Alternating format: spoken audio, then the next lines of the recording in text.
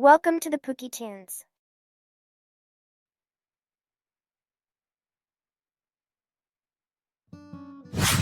अरे आग लगे, ये भी कोई जिंदगी है। सुबह से चिल्लम चिल्ली पुकार सुन के मैं तो तंग आ गई हूँ। अरे वो भी क्या दिन थे जब मैं गांव में रहा करती थी। पहले बड़ी सुखी थी मैं। पहले मेरी जिंदगी क्या थी और अब क्या हो गई है। शहर में तो लोग भेड़ बकरी की तरह जीते हैं। जीने का असली मजा तो गांव में है। क्यों, क्या हुआ माँ जी? आज गांव की बहुत याद आ रही है आपको?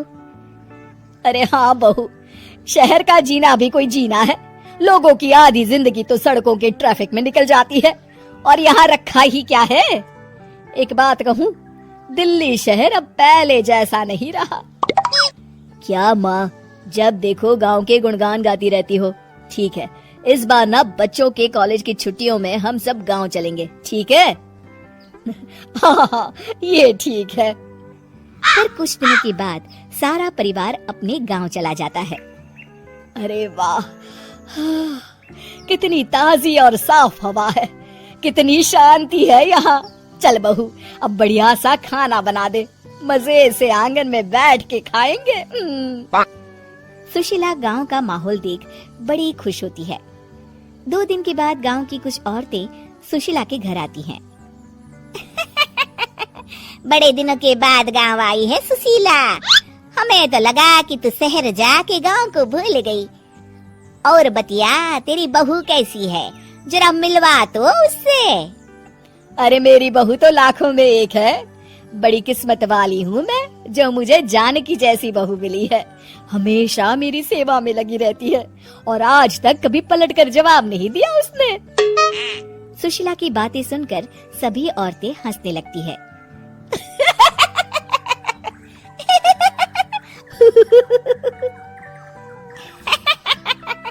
अरे कुछ अभी बोले जा रही है।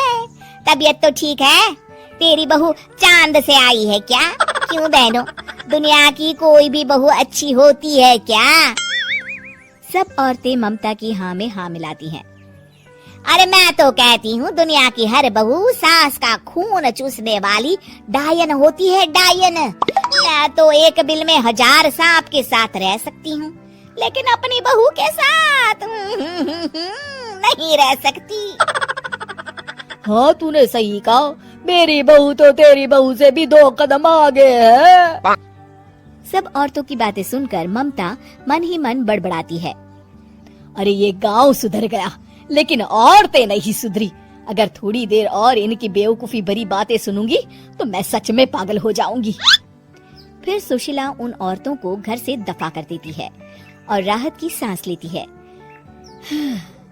अरे बहू, जरा बाम लाके मेरे सर पर तो लगा दे। उन औरतों की फालतू बातें सुनकर मेरा सर चकरा गया है।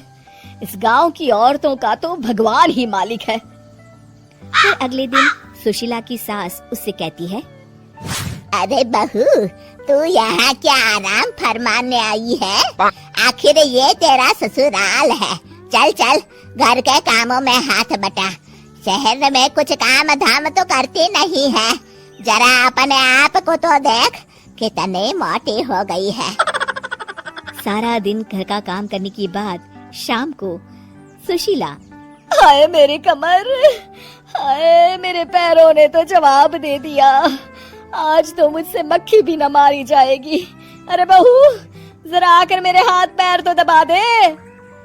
जी माँ जी, अभी आती हूँ। तभी सुशीला की सास जानकी को रोकते हुए कहती है, अरे रुक जा बहू, एक दिन काम करके इसको इसकी नानी याद आ गई।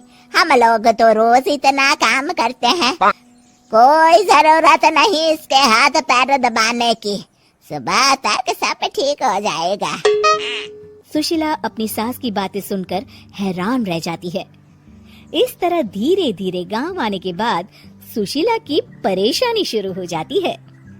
फिर एक दिन, अरे आज तो मैं कपिल शर्मा देखूंगी क्योंकि आज संडे है। सुशीला जैसे ही टीवी ऑन करती है तभी बिजली कट जाती है। अरे सत्यानाश, इस बिजली को भी अभी जाना था। इतने दिनों से मैं टीवी सीरियल देख नहीं पाई। हमारा देश इतनी तरक्की कर रहा है अरे पता नहीं ये गांव कब सुधरेगा।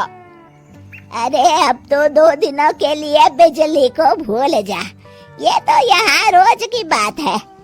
अब इस अंधेरे में रहने की आदत डाल ले। हाँ। हे भगवान, अब क्या होगा? ऊपर से इन मच्छरों ने जीना हराम कर रखा है।